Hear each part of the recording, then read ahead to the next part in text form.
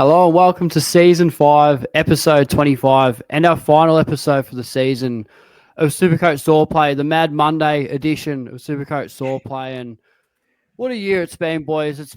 I'll be honest, it's been a tough one and one that I'm pretty happy to see the end of and look forward to things coming in 2026. But we did it, we got there.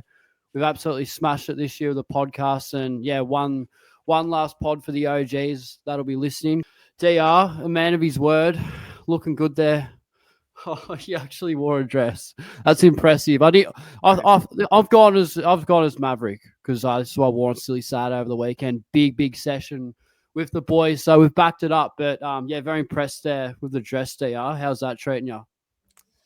Well, I didn't expect that you'd know Bo McDonald's jumper number from the early 2000s, mate. But I'm a man of my word, so there we are, everyone. Oh, no. Got some little beads going on there, so do a little twirl. There I am. That's gorgeous. I've got the hair, so yeah, why not match it with the dress? But yeah, boys, what a season! It's gone slow at times, it's gone fast at times, but as you know, we are at the end. I don't think there's going to be any surprises when we get to the top of the pod. I think that's been pretty much locked in after round 0. Really stoked to be on with you legends again. Obviously, Rossco can't make it tonight, a man with many commitments at the moment, but he obviously sends his regard and his love as well. But yeah, stoked to get into this last one, boys. Been a big season, but an enjoyable one at the same time. Janath, how about you, brother? Flying at the moment, Supercoach-wise. How are you feeling, mate, that it's all done and dusted for 2025? Oh, it's a bit bittersweet, isn't it, mate? Like, it's just been a long season, but like, can't really complain. Being able to talk with you boys and Rossco over the last 24, 25 weeks has been awesome, and be able to get through it, lads. I'm very proud of us indeed. You've had a good year, Janath, and I think finishing top of the mountain yet again. So, yeah, absolutely killing it. I reckon this is probably the hardest year we've had for Supercoach, and one where, yeah, with all the trades, it's good, but being conservative actually gets you over the line, especially with the rookie carnage and the injuries. So, yeah, we'll dive into that in a moment. But before we do, final kudos to the Good Friday appeal and what we do with them. I really like how a portion of the finance towards every beanie purchase, the $5 goes straight to the Good Friday appeal. It's such a great cause, and we'll carry on doing that in future years to come. And Speedy Tees as well, and a final thank you to them as well for producing the most elite rugby jumpers I've ever seen. I've been to a few football clubs in my time, and nothing competes to what we wear on a Tuesday night. So yeah, thank you to them and the work they've done. The beanies are elite too, and final thank you to Game Day Squad. So I might pass this to you guys. This is one where I look at this and think, I wish I was a bit more committed to it early days. And next year I'm definitely going to give it a bit of a shake up. But yeah, Rossco's done really well. You've all done super well with this. So yeah, if you boys just want to give a bit of a shout out to them and everything they've done for us this year. I'll handball it to Janath, because if you look at the leaderboard there, this is the contender overall leaderboard. We can see in 4th place, Janath _ Swordplay. So congratulations, brother. A top 5 finishing contender. Tell us all about it, mate. Nah, very pleased and glad to have you boys along with me for the ride there. We've all had some good weeks, but the Game Day Squad partnership is something that we started this year, but we would like to think that it will go on long term. We can see it going on long term, and super pumped to be able to do certain things with them, pack openings, the weekly video where we talk about our squads, all of that. So from that perspective, super happy, guys. And very pleased to finish 4th overall in contender. It was a nervy last week, but have just come in 3 points ahead of the great Tommy from GDS in 5th, and also another great there in Ganners in 3rd there. So surrounded by a bit of royalty, and also first was Bales DT. So a fair bit of royalty in the top 5 there, I must say. 100%. Now tell us, what's the prize? So 4th overall in contender, what are you getting? So we get an all-star card. So 22 players. It's a bit like an all-Australian team. It's a very special card with a 1.35 times multiplier, numbered out of 20. So we'll get one of them. It could be an all-star Nick Dacos, which is one of the best ones, or Sheasel, or it could be like an all-star Matty Kennedy, who'll be a midfielder and pretty unplayable next year. So there's some good ones, there's some not good ones, but hopefully, fingers crossed, we can land one of the better ones. Congratulations, mate. It's been a massive season from you, and I've really enjoyed not only playing GDS and all the varying competitions, but particularly our partnership with Tommy Cal and all the boys there as well. Absolute legends. So, yeah, shout out to everyone that's followed us on our GDS journey as well. Spillsy. Yeah, kudos to Game Day Squad. And yeah, I'll rapid fire my round review. It's definitely been, I reckon this is the worst season I've had in Supercoach in terms of like overall finishes. So 14K overall, just couldn't get it ticking, hit with a little bit of carnage. So yeah, missed out on Adam Chera was out for the last few weeks, and they hurt me. A lot of sort of fake primos. The only thing I really had going for me was the Main Gully YCW Supercoach League, the grand final. I'm pretty sure there was money on the line with that one, but boys, I lost it against Grayson by 3 points, and I'd won 19 on the trot. So I remember losing round one, the first game of our league. Like once the league's got, because it doesn't really start off until about round 3 or 4. That's where leagues actually kicks off. I'm pretty sure. I can't remember. Anyway, yeah, so once the leagues got going, I lost the round one, which might have been like round 3 or 4 in real time against Jabba. And then the boys would give me all sorts of stick about it. Like, yeah, you lost a single game. You're the one with the podcast, and you can't make train on a Tuesday night because of it. And you can't even win a league matchup. And then despite the season that I had, I'd won 19 in a row and had a season-defining choke in the grand final against Grayson by 3 points. So very, very disappointed. I scored 2,527. He scored 2,530. But, yeah, look, the better team won it. He had a full set of primos. I think Tom McCarthy's his flex. I had the same. But, yeah, obviously no trades and chair on the bench. So, yeah, a lot of lessons learnt that we'll go into a little bit later on. But overall, a very, very disappointing season. I guess we can start from left to right. So, DR, mate. So ranked 2.2K. Do you want to talk us through your year and things that you do differently moving forward? Very quickly, mate, because I already put my round review out, obviously, but a disappointing last round, a 2-4-7-7. Luckily, though, and shout out to my man Twads. He's a great man on X. Just managed to get over the line in the cashy and lost the other one, but runners up to the great Steve. So pretty happy to get amongst the cash there, which was nice. But yeah, just a few disappointing performances in the last round. Probably the big one that stood out for me was Brodie Grundy. The projected score, we always take this with a grain of salt, I know, but it was like 170. And you wouldn't believe it, Shea Bolton outscored him. So what's going on there? That just really sums up Supercoach 2025 for me. Grundy is a VC, getting nowhere near Shea Bolton with his, what did he get, a 113. So, look, overall, I just looked quickly back at the screen there. And after round one, I was ranked 73,096. So I suppose to get into the 2.2K mark and still, to be able to stay in that top 1%, that's something to hang my hat on. But it is the worst rank I've had in the last 5 years. But as I mentioned in my round review, the fact that you stay within that top 1%, you can't really complain with that because there's some great coaches out there. Shout out to Dino, Dan as well for some fantastic finishes. And that's something I've really enjoyed this year.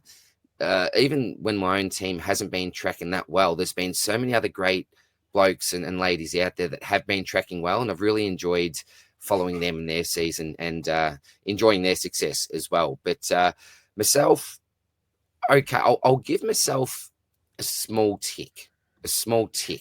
I'm not overly happy, but I don't think we can say it's an absolute disaster at the same time. But we're going from mediocre here, Spills, to the best of the best on this podcast anyway. Mediocre, elite. The top 250 people in the world, if you don't mind, Spillsy, this man. It's our man, the professor, the numbers man, our brother, Janath. Yeah, congratulations, mate. A 2.663 to finish off the season with a nice green arrow, brother. Thank you, lads. What is it? Yeah, very, very happy with the 2.24 there in terms of just a whirlwind season in a way. Like, I guess it was the first season where holding trades really did pay off in the end. like holding trades and also not Mm. sort of jumping off players when they got injured, that sort of thing.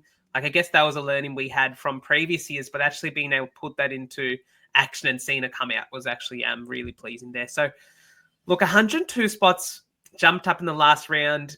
Pretty happy with that. I know a lot of people, unfortunately, copped the Rankin and McRae injuries. I felt pretty lucky on the way home that I didn't cop much, if anything, in a way. Like, no Neil, no Grundy, no Rankin, no, I'm sure I'm missing Merritt, like these kinds of blokes. So pretty lucky in that way. But yeah, really happy to finish at 224. And this week, even Bont felt he was chronically underscored in the last quarter, but we won't have too many sprays. We'll leave that to you, DR, the resident rant. One final rant. And Rossco. Now, Janath, did Rossco send through a message on the chat? I believe he did, mate. He obviously can't be with us tonight, but one thing I love about Rossco is we kept on seeing those green arrows, particularly towards the end of the season. Had a bit of a rough start to proceedings, but by the end, really got on his bike. And I know 2026 is going to be Rossco's year. I reckon he's without doubt going to be on that podium, I think. Kick the old man DR off, I reckon. Look, he definitely made up for it. He did put in something. He says, good rank gain for me this round, including 3 grand finals. And I think he did win his mates league, which I think is the main one. His mates have been given a bit of stick that, you can't be losing if you're doing a podcast. So he did get over them. There. Didn't take the Baz VC and rolled Bont, which was a good call. Whitfield, Dunkley, Sinclair, Stewart, Merritt, Marshall, all huge. And Bolton also stood up too. So that was very good there.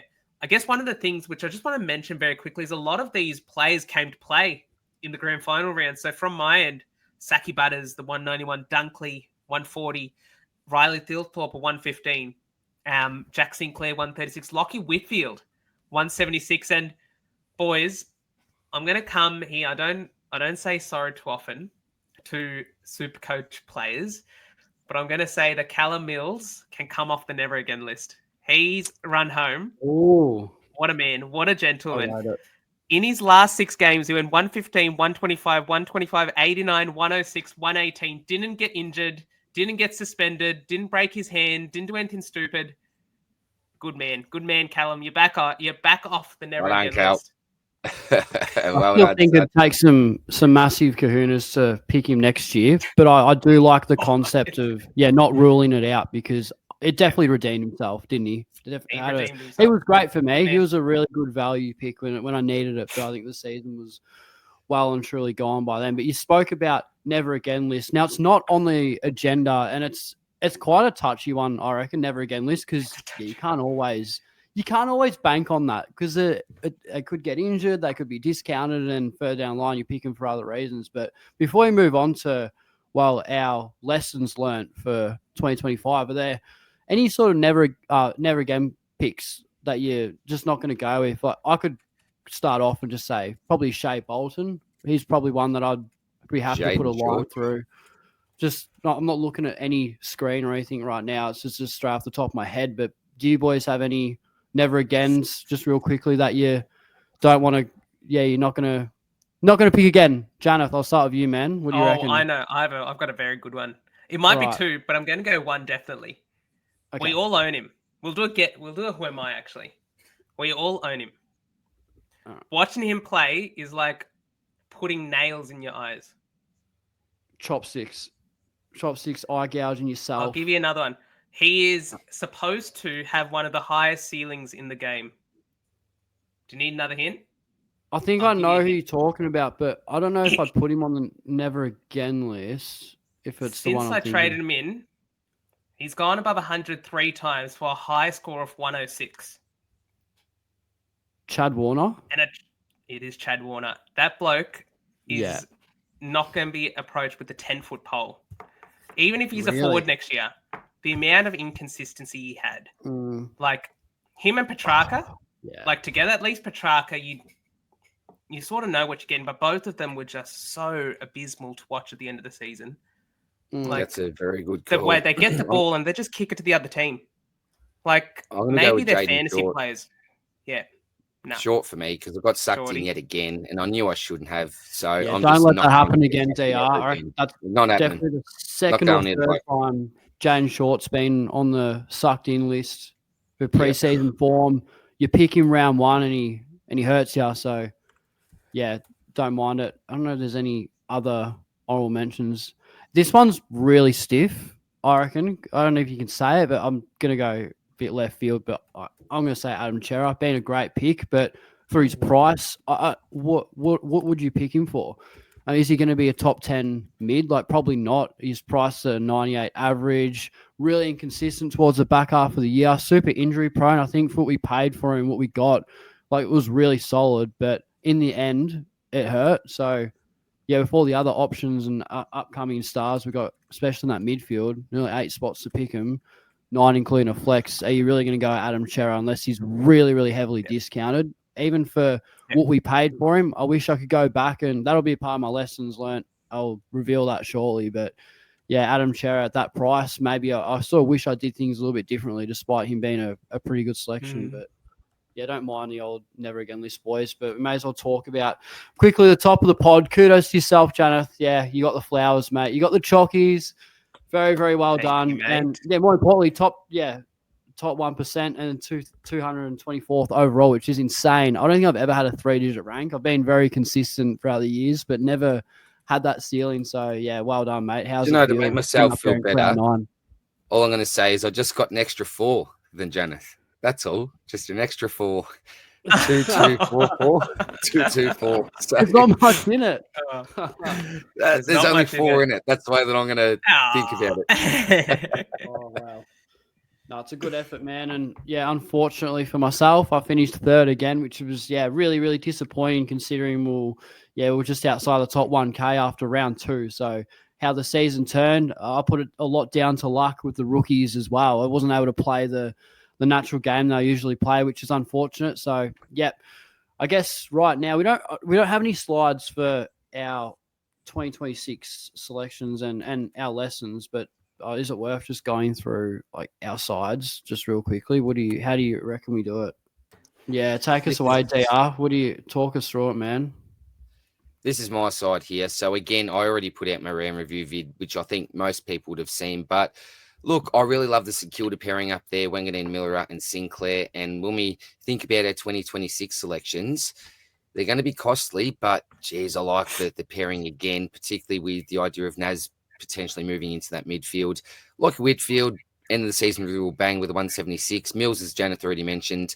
Dale was an early trade-in for me for Jaden Short. So, look, it was okay, but I could have gone elsewhere and been a lot happier, I think. Tom McCarthy was a great trade-in for, I think, 99% of the competition. The great Bont, fantastic. Now, I'm quickly going to talk about one of my best trades here, and it's Josh Dunkley. And this sounds a little bit silly maybe to some people, and he did have a bit of a slow patch there, but I bought him in round 8 at 529K, and we talked about how, who was it, Janath? Someone you were mentioning before had a really, really good end to the season. Josh Dunkley, for myself anyway, when it comes down to the real pressure type games and where you really, really need to step up, and this for us is our Supercoach finals, Josh Dunkley went bang. And I think off the top of my head, when I was looking at the numbers earlier today, he averaged 138 for us in our Supercoach finals. So that's absolutely huge. When you look at someone like a Jordan Dawson, I think he let us down a little bit, particularly with some of those friendly matchups that we're expecting some big ceiling scores from him. So Josh Dunkley, I think for me anyway, has been a super underrated selection. And I suppose the other advantage for me is the fact that I didn't really have him, for some of those lower type games as well earlier on after that big ceiling game when lots of people jumped on and really paid up for him. So he's been a really underrated selection for me. Look, the other midfielders there were okay-ish. I think McKercher, that trading was really good. So probably my best trade, I ended up boosting in round 14. It was Levi Ashcroft, Lindsay and Carroll out. And I bought in Wangadeen Miller for 507K. The Butcher for under 400K and Zach Johnson for 113K. So I think that was probably my best transaction for the year, and did decide to go Naz over Butters at that point as well, which was a tough choice at the time, but I was just so big on Naz there. Brayshaw is the first bloke along with Sheasel that you can see on this field that I actually started with. So didn't start with any of my defenders, only in the midfield started with Sheasel and Brayshaw. Rucks, brought in both Marshall and Gawn. And in the forward line, Caleb Daniel was the only other starting pick that I had here. So 3 blokes that I started with the season with, if you'd actually believe that. Sorry, 4 with Harry Boyd included. So that probably brings me to my best starting pick. And you know what? It's out of 2 people for me. The first one is Zach Reed. He was fantastic for us on field, made us a heap of coin, did his job, traded him out, all good there. But Caleb Daniel, geez, I think he was such an underrated pick at the same time. You know, cost us under 300K. He's put an average out of close to 94 for the season. In our forward line, had that mid forward status as well for anyone that needed to swing him from time to time. So I feel like he's got a bit of a bad rap for some reason this year, Caleb Daniel, and people are have a little bit of salt in their mouth with the pick. But I think he's been a fantastic selection for us. And the fact that I've been able to hold him the whole way out as one of my only 3 starting selections, I think has, that's worked out really well. So kudos to Caleb Daniel. And I'm just going to give one lesson, boys, and it's going to be a really simple one. And I've said this many, many times before, and it's follow my gut. From now on, I'm going to follow my gut. No outside noise. I'm going to go back to my original Supercoach roots and really focusing on the game style that's actually got me a lot of success in the game in the past and go back to that. I'll make some slight tweaks, but definitely going to pull back on this fantasy style approach. I think I'm just going to do it my way. So that's pretty much sums up my season, lads, in a bit of a nutshell.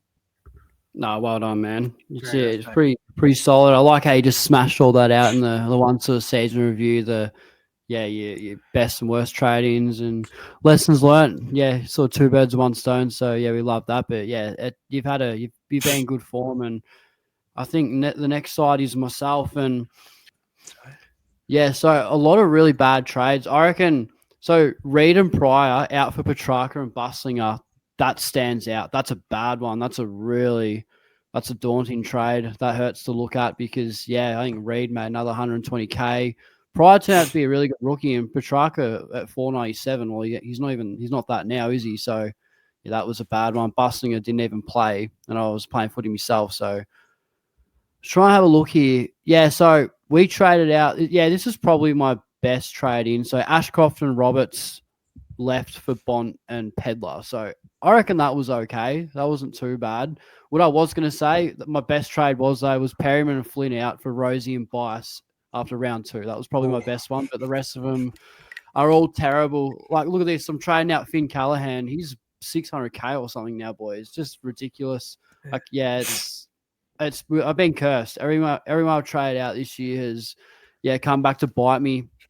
And my main lesson learnt for this year, I'm going to call it I'm not sure what DR is, but I'm sure he'll tune in eventually. But my major lesson for this year, I'm going to call it the George Hewitt paradox. You'll like this one, Janath. So the George Hewitt paradox. I'm here for George Hewitt paradox. The theory of just because we picked, I think I remember it in my head. I reckon he was 407K, and he was a keeper. I mean, he did get injured, not his fault, but he was a keeper. So just because that happens for one player, it doesn't mean it's going to happen to others. So next year, building a side, am I going to go these 400K players with such uncertainty? Will Ashcroft, I mean, he's had a great year, but for what you paid for him, would you rather pay up another 50K for a primo or save another 50K for a value, a bit of mid-price? Adam Sherrard, I discussed him before.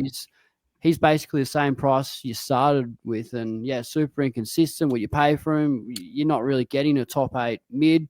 I can use Perryman, Short, Matt Roberts as an example, all around 400K. Next year, are we being too stingy, Janath? Would you rather find 50K or 100K somewhere else and pick a player at 575, 80K, knowing that they can be a top 8 to 10 of their line, or save a little bit and go, okay, I'm looking a bit mid-price madness-wise, but I don't think there would be many players for between 400 and 500k that turned into keeper primos, like real keeper primos. I'm talking, knocking on the door, top of their line. So that's another one. I'm calling it the George Hewitt paradox, because that's the only real time I can think of where it actually worked, and it doesn't happen very often. I think this year I relied on that a lot and got burnt. And the worst thing I did was actually trade these guys out for primos because I'm losing depth, and it's almost sideways trading. So this is why at the moment you're looking at a side that's not even a completed team. I mean, with fully fit, I've got Tom McCarthy in the flex. You can't really see him there, but yeah, I guess you can plague injuries as well, and the rookie carnage. How many rookies got dropped on their third game? That was that's a bit unlucky, but that's my main lesson learnt for this year, boys. And next year it'll be.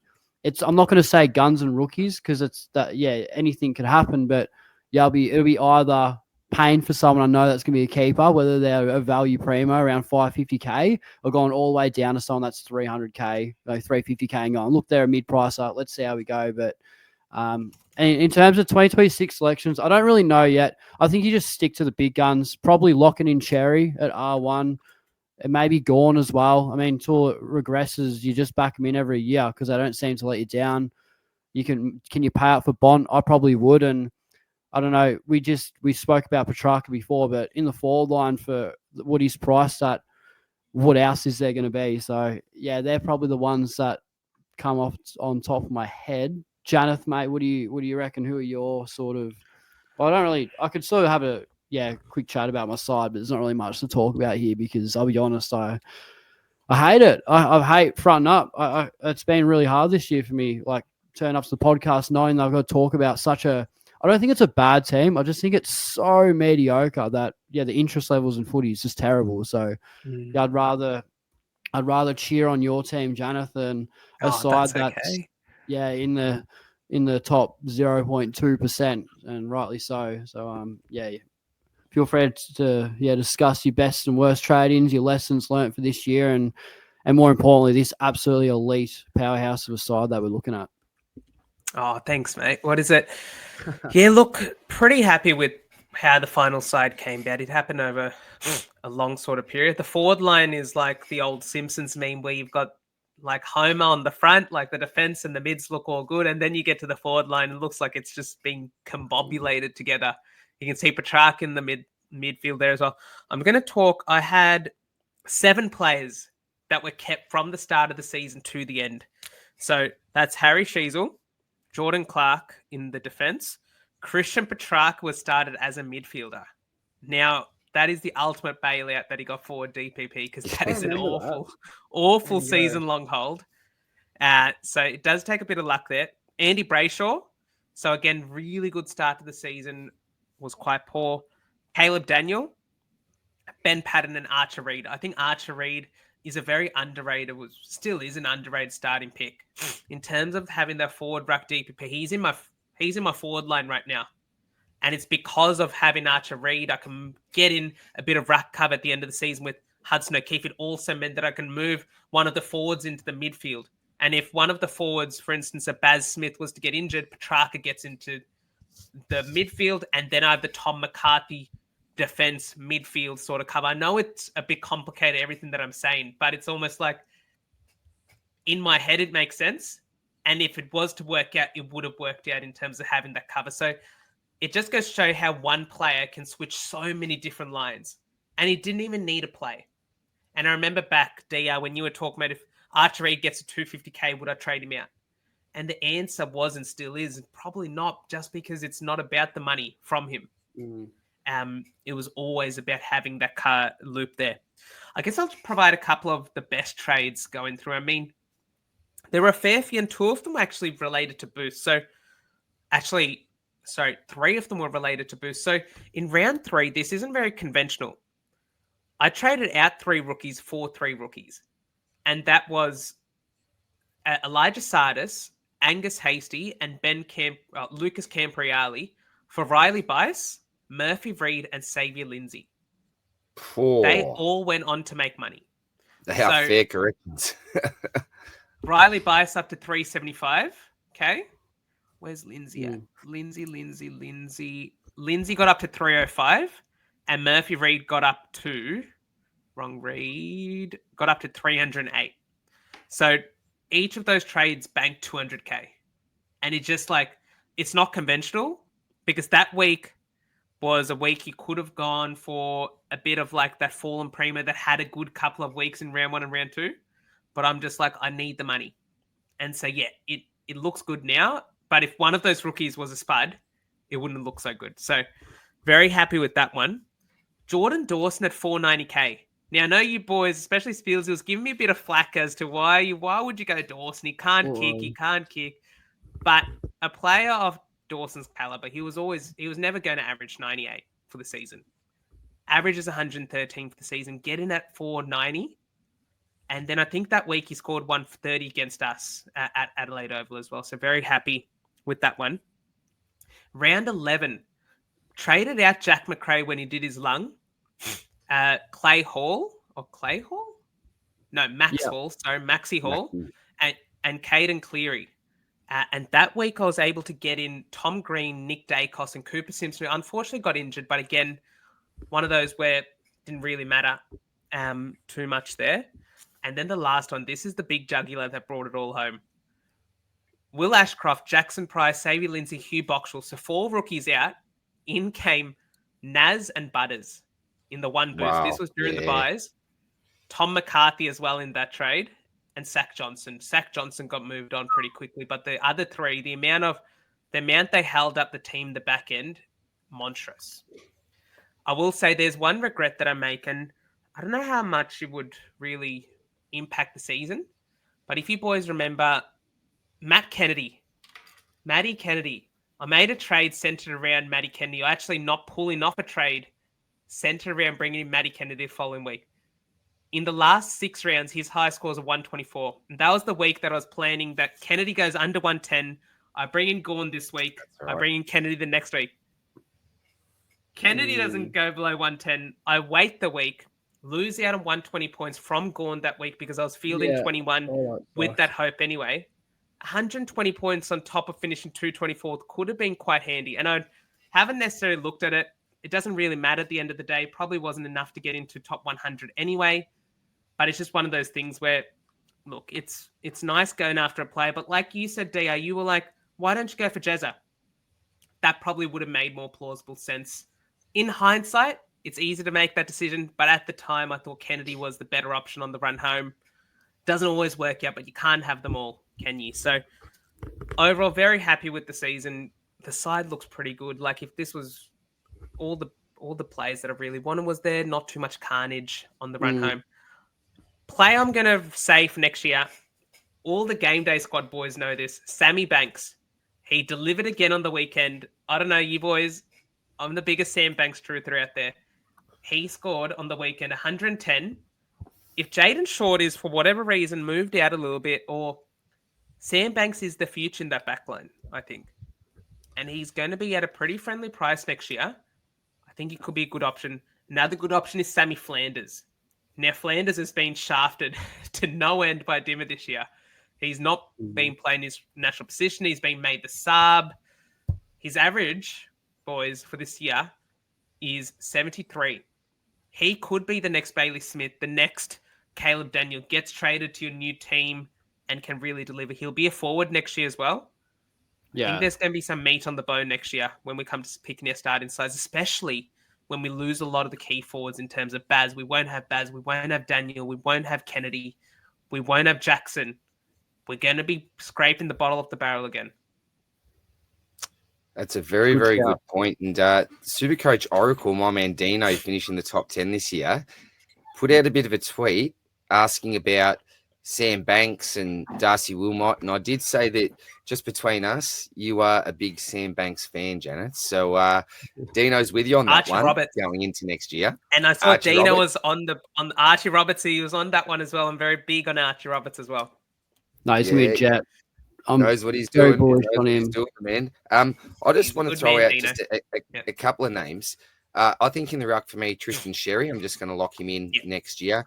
I thought that Gorm was going to be a little bit too old this year. Just wasn't the case. I think Grundy we're going to have to pay way too much for, and I don't know how he's going to back it up or if he'll be able to do that next year. But I think that Sherry's just going to get better and better, really in his prime, a little bit younger than some of these other blokes. So I think I'm just going to lock him into the ruck line. I did have Flanders as one of my forward options. And the only other question mark I had here, and it is because I don't know who we're going to have available, but big Rolly Thilthorpe, given the fact that he does chop out in the ruck, I don't know what's going to happen with someone like Sam Draper. If he makes his way to Adelaide, which I don't really see the fit there, then absolutely not. But might be someone I'll have a bit of a look at, because I think his scope for improvement is really, really high, and just a real beast of a man. And the Bont, I think he's just a lock for me again. I know we're going to have to pay up for him. I know that he's going to come down in price. Yeah, you pay it. I get it.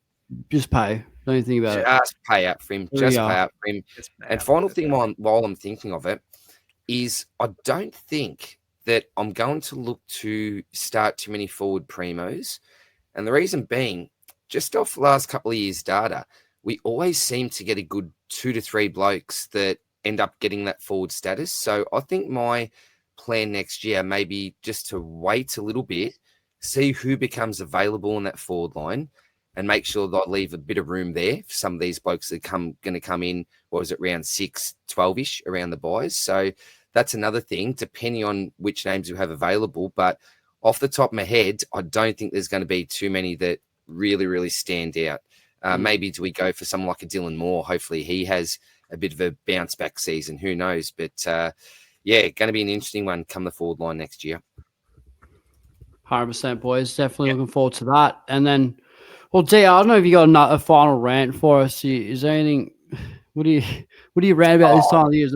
Is there anything that's bothering you? Or no, Spillsy, I'm not going to rant. It's the last podcast of the year, mate. So let's just keep this positive, mate. We're going to keep this really positive. But you can see some of the rants that we've got there. So you've got the old Albert Einstein there. Think about it. That was me. An old man. Remember, I was just questioning my Supercoach style, my strategy. Am I too old school? Do I need to get new school? Had a bit of a rant about that. Don't forget Rossco's little rants as well about Rucci and John Ralph. He gave them a bit of whack not long ago. Yeah. We've got a few about the sub as well. You can see Nevitt there, Hewitt getting something at Subway. We can see Rankin there that's been subbed. That's been extremely tough. We can see down the bottom the 151. That was between Whitfield, Gawn, and Jack Sinclair. Can you believe that? These things happen from week to week. You get lucky. Sometimes you get unlucky. With that 151, going back to that, Gawn can score that in his sleep with a good matchup. So you win some, you lose some. We can see Cooper Simpson down there as well. Janath, you talked about him before. Really unlucky because he was that bloke, wasn't he? He was just going to be that 200K cash gen type of fella that was going to save us and get us another upgrade. That just didn't happen. We can see Bolton there with the poo on his head. Remember the 3 scooper, Maxi Gawn, the old 3 scooper. Started his time on ground. There was a fair bit going on there. But look, all in all, boys, you rant from week to week. You win some, you lose some. Yeah. But want to make it clear, nothing is ever personal here. I'm never usually really angry. It's more of a show just to put on, have a bit of a laugh. But yeah, shout out to anyone that you see on the screen. Nothing personal. Love you all. It's kind of like Supercoach version of mediocre on the footy show that Brownie does, where he just throws everyone like under the bus. You don't take it personal. It's just a bit of fun at the end of the day. So yeah, that's what we put it down to. But yeah, very well done, D, after rant. We'll move on to a little bit more of a positive. I'm not sure if you guys can see this, but this is our final mailbag. We're 8 comments, but this is more of a kudos sort of engagement of the community. So I guess we can quickly go over that. So we'll start off with Supercoach Lock. Love the content this season. Rule for me next year. Just do what Janath does. Couldn't agree with you more, mate. Copy him. Just do whatever he does. He always, every single year, he's backed it up 2 years in a row. He's finished first on top of the pod. So, yeah, well done, Janath. That's well, sensational technically, effort. DR finished top of the pod last year. I just had him the year before, so DR, we have to give kudos. Someone coming clutch last year, wasn't? I feel like one of you boys it was DR. DR came in hot last year. He got me in the last round. Was winning all season, then he got me last round. Oh, so snuck up like a librarian, as they say, Jonathan, did the old Bradbury. So, Cheers, mate. No, absolutely. No, he's been a very very regular viewer of the pod, and we appreciate him. Daniel Pennant, another regular viewer. These are the OGs, boys. We know them all. So yeah, we appreciate everything they contribute to the potty. But yeah, thanks for another year, another amazing year. Hope you guys have a great off season. Let's plan a Supercoach Swordplay catch up at the pub and have some beers over the next month or so. That could be a good shout. Go down to Melbourne or like meet up a little bit of a Supercoach community. I don't know if it would be anything like the hit out that myself and DR participated in at Crown a couple of years ago, but yeah, maybe a couple of quiet ones at a nice pub somewhere and yeah, tune a bit of footy or perhaps later on a little bit of cricket. Depends what the weather's doing and how long we're going to wait. But yeah, thanks, Dan. We appreciate you. Very quickly, just want to jump in here because Rossco and I were messaging earlier on today, talking a bit about poker, and a big shout out had a very good man. Turbo Pete, a big player on the Benzie Go poker scene. Unfortunately, lost him a couple of days ago. A really close mate of mine as well. So very unfortunate news there. Much love to all his family. But Rossco and I were talking about the APL. I used to work at the APL as a tournament director and play a lot of poker. But Rossco's really getting into his poker now, and I know that a lot of the people in the Supercoach community are big poker people as well. So we're going to try to organise. I don't know how it's going to work. I'd much rather it be in person somehow, but maybe I'll just open up my front door and go, come on, big cash tourney in here, bring a table and bring a chair or something like that. But I want to find some sort of a way for anyone in the Supercoach community that is interested to get involved in a nice poker tourney. I think that would be a bit of good fun. Rossco is very, very keen. I know that Abs is a big as well poker player. I'll go. You too, Janath. Very big. Oh, very big. You're going to take everyone's money out. Yeah, this I'm honest a card man. counter. You think He's got the old 6-3 sitting there just come on. I'm a good bloke, believe me. And we'll all believe you too, mate. And you're going to absolutely smash us there. I can already tell. But for anyone that is interested, make sure you leave a comment and we'll try to work something out anyway. We'll find a way to do it. Absolutely. All right, we've got Jules, Crazy Frogs. We love Crazy Frogs. Well done, boys. Rossco, a nice addition to the team. And he has been, hasn't this season. We love everything he's bought and he's made up for it with the game day stuff and he's come over wet sail. So, yeah, it's been an unreal addition to the potty and, yeah, we love having him on the team. Janath, too good again, absolutely. DR, well done in winning me in the Dow's regular league. Spills, Bombers need you next year, mate. Go Crom. Like, if my ankle was all right, maybe so. The depth isn't. Yeah, the depth's not well, is it, boys? We've copped some injuries. It's been a horrible season, not just for my Supercoach, but those Dons. I'll tell you, it's been real rough going. But hopefully the Crom get the job done for you, mate. Minor premiers from 15th to minor premiers, quite unbelievable, really. When you think about it, just such a crazy turnaround. Jimmy, just a massive thanks for a wonderful season of content. I really like the adaptations to the end of the year pods. Adding the trivia and games worked out really well. All the best with Supercoach finals.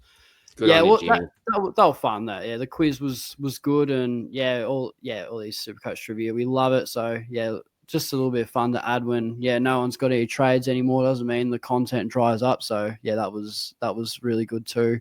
And can you hear your ideal AFL Grand Final matchup? The team you really hope doesn't win it. I reckon I'm leaning towards maybe a Brisbane-Geelong Grand Final just straight off the bat. You'd like that DR. I don't really know if there's a side that I just wouldn't want to win. Maybe Collingwood, but what do you reckon, boys? Look, I'd love to beat Geelong for some reason. I'd love Brisbane-Geelong, but what I'm hoping for, in all honesty, is Brisbane-Crom. Because Brent and I have talked about this since we've been mates, which has been forever. And to get a Brisbane-Crom Grand Final, boys, we're going to go missing for the weekend, whatever the result is. One of us will be celebrating, the other one will be supporting each other and very happy for the other person, but still a little bit dead on the inside. But that's got to be the ultimate one for me, I think. Brisbane-Crom, but I'd love to beat, obviously, your Geelong, obviously take beating the Pies as well. That'd be a nice one too. Yeah. Absolutely. All right. Is it Braden? Bryden? I was going to say, what do you reckon, boys? Am I pronouncing this right? Braden. Or we'll just go Fevolution. We're calling Fevolution. Thank you, Fev, legend, that's it. for all the Fev, work our and man. fantastic content each week. Couldn't imagine a Supercoach year without you guys. Well, thank you very much, mate. That sort of feedback means the world, and we can't always get it right, but we front up every single week, and yeah, it's always nice turning up. So yeah, we appreciate Thanks, the Fev. feedback. It does mean Thanks, a lot and mate. doesn't Appreciate get you. unnoticed either. Matty boy, thanks guys for all your advice and support over the season. Wasn't my best far finishing a touch over the 25k after being 11k after round 11. My planning for the buyers was good, just unfortunately my team couldn't get it together. Anyways, thank you for all you do for the Supercoach community. Well, yeah, I was ranked 1k after round 2 and 14k and just couldn't get going either. So yeah, the rookies I reckon played a massive part in that. The cash gen was dead. So yeah, it was a tough year. You'll be back better, bigger and better than ever next year. And yeah, so will I, mate. So yeah, keep your chin up. We appreciate the kind words. Our boy John O'Carroll. G'day, lads. Thank you so much for an amazing year of Supercoach podcasting. All of you has an unreal way of looking at the game we love. I'll ask one more question. Who is your lock from each line to start in your team next year? Also, surely the pod keeps going for finals. Binger. Well, I reckon we sort of touched on that before a little bit. I couldn't tee off by heart who I reckon I'm locking in from each line because I don't really know. But yeah, like maybe put a tracker in the forward line and I don't know, boys. What do you reckon? I'm just going to go straight out and I'm just going to spend big. I'm going to spend big, but it's going to be Wanganeen Millera, Bont, Sherry.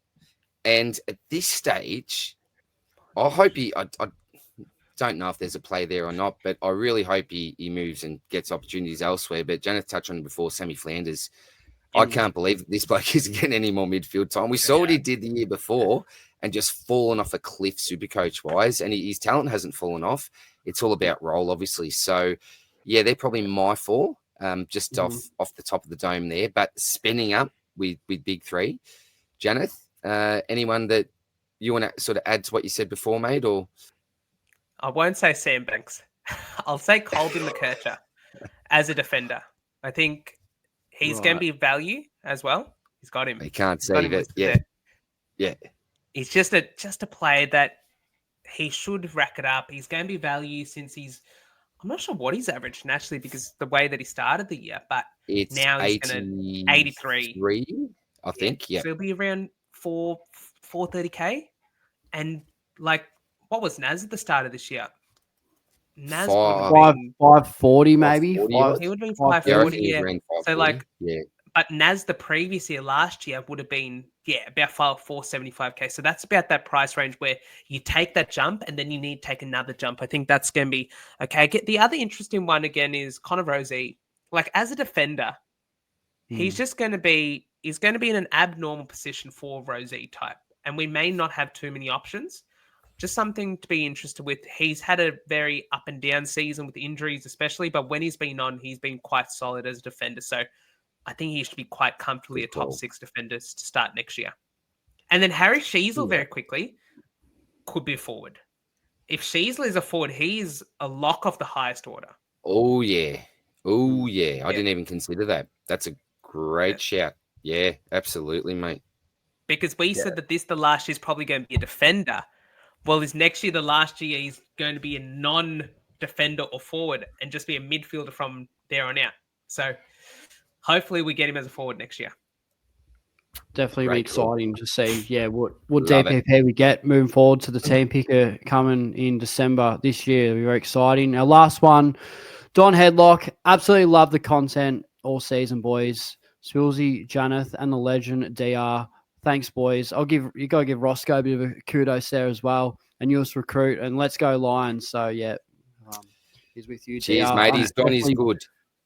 Yeah, he's done. He's good. I'm definitely bandwagoning the Lions, boys. Always do for DR, and when my boys don't make finals. So hopefully they go back to back. But that's it for 2025, boys. That's all she wrote. That we got some upcoming content for the year, maybe with some EPL and BBL stuff coming. But yeah, look, as far as AFL Supercoach goes, this is us signing out. So I don't know, boys, if there's any sort of farewell words or work my way down the bottom. So, Janath, man, any final words for the very few viewers that'll be tuning in, the real loyal listeners moving forward to next year?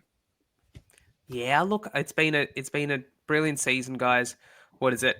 Yeah, truly appreciate all the support. Spills, you were mentioning something offline, like something like 66,000 people over the season watched I forgot our about that, boys. episodes. Yeah, over 66,000 viewers this year in 24 Wow. episodes. So That's brilliant. yeah, thanks to everyone. Unreal. I mean, that's crazy. I probably 2/3 of them are the same viewers, but nonetheless, yeah, we're really appreciative of those people, and another massive year. We thought last year was big. We're getting bigger and better every year, and I'm just loving being a part of it. I just wish, from a personal point of view, that I had a better year, so it was a little bit more enjoyable. Because I'm happy to admit, while I'm sort of standing now, I'm happy to admit that I haven't been the best to listen to this year. It has been extremely hard to front up. It's been a frustrating year for Eston and my Supercoach side. I'm hoping things change in 2026, and at the moment I'm just really keen to get Test cricket going and tune into that, get a BBL side happening, and really kick my feet up for the off season, and come back in 2026 hopefully in much better form, and we go again. So it's been really good. DR, man, we'll end it with you. We'll end it with you once and for all. What do you reckon, man? Are you gonna sign us off for 2025? What a year, lads. No pressure. What a year. Look, if we just quickly reflect, the one thing I'm really proud of is the amount of work that we've actually put into this year. If we think back to the pre-season, putting that season guide together, close to 300-400 pages, collaborating with the best minds in the game as well. There were so many great people that contributed to that. All the blokes and lovely ladies that we had on during the pre-season for the team reviews, for the line-by-line reviews, guests in the podcast, people that tuned into our lives, and everyone that tuned in and asked questions to the mailbag. Just thank you. Thank you very much to everyone, the whole community. Without the community, it's not worth putting out any content, because no one would watch it or listen to it. We'd probably still do it, to be honest, wouldn't we, boys? Because we don't do it for likes or clicks or anything. It's really just for the enjoyment, and hopefully to help out some people here and there and have a bit of a laugh from time to time. In regards to upcoming content, Supercoach BBL, Spillsy, know you love your BBL, mate. We'll be coming out with some new Scopes. We're ripping right into that. Very pumped. Mate, we'll be coming out with some content. Don't you worry about that. And NBL Supercoach, our man Verns is going to lead a swordplay podcast, and we have one of the biggest signings in the game also joining the Swordplay Brotherhood, which I'm not going to reveal now. We'll wait and maybe announce that a little bit later on. You're an absolute tease. What I will say, on that signing, there's no big name, because this man has been working with ESPN, isn't it? Isn't that right, DR? That may be true, Janath. That may be true. There's no better man to get on. No better man. So, really, really excited about that. But I don't know how I feel. It's a little bit sad, isn't it, to be saying goodbye for the final time in 2025. I might put out a couple of Supercoach finals videos, maybe a few team updates. We'll see how we go. But that is a wrap, guys. That is it for 2025. Now, this is just random. I thought, well, how can I end? I'm going to end with a bit of a dad joke. How about that? End with a bit of a dad joke for 2025. Now, I promise you, this is going to sound bad. It doesn't sound like there are slight racist undertones when I first put the joke out there, but it's not like that. It's very harmless. I promise you. Janath's just gone, oh no, are we going to end on a really controversial note? It is not that bad, but just face dropped. I'm just smiling. No, look, we can still have a little bit of fun, and we don't need to necessarily be offended about everything. So, boys, where's this going? What do you call a Mexican bloke that's lost his car? What? Carlos. Oh my God, that's terrible. Oh. That's good. I'll give it to you. I'll give it to you. Carlos. Carlos. Oh well. All right. Oh, I thought you'd give me a bit more to end there, mate. But all right, obviously my comedy doesn't work. You need to listen to the Nah, tradies mate, for that you've one. got comedy over at the Dons anyway. Laughing stock, That's aren't enough comedy for you. Bunch of jokers. All right, guys. Yeah. Well, thank you again for everyone that's tuned in throughout the season. If you've just joined us recently, thank you very much for your support again. We've had a ripping time getting together each Tuesday night and look forward again for a massive season in 2026. So much love, guys. All the best, and we'll see